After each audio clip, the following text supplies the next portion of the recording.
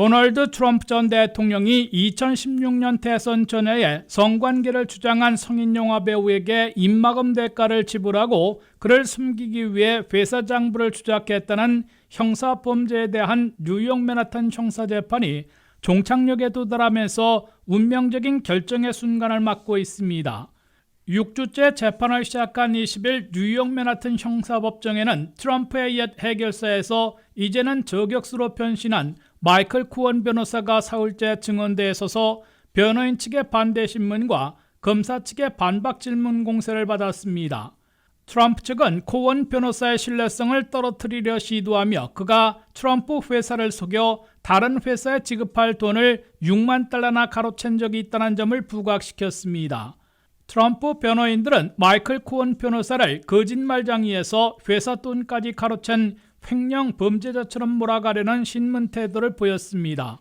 변호인 측 반대 신문이 끝나자 검사 측이 반박에 나섰는데 코언 변호사는 2016년 대선 당시 바닥권인 트럼프 후보의 지지율을 톱10 안에 들도록 한 여론조사 업체의 도움을 요청하며 자신의 돈으로 2만 달러를 먼저 지급했으나 트럼프 측이 지불하지 않다가 나중에 5만 달러를 청구해 받아낸 것이라고 설명했습니다. 코언 변호사는 특히 트럼프 후보 측의 여론조작 시도와 여론조사비 지급 거부 그리고 자신의 보너스를 대폭 삭감한 데 반발해 실제 지급액보다 2배나 많은 청구서를 제시해 나중에 받아낸 것이라며 횡령 의혹을 일축했습니다. 이번 재판을 주관하고 있는 뉴욕 맨하탄 형사법정의 후안 머천 판사는 내주 화요일부터 최후 변론을 청취할 것이라고 발표했습니다. 검사와 변호인들이 12명의 배심원들 앞에서 최후 변론을 마친 후에 배심원들의 심리를 거쳐 트럼프 전 대통령의 유무죄 판결을 내리게 됩니다.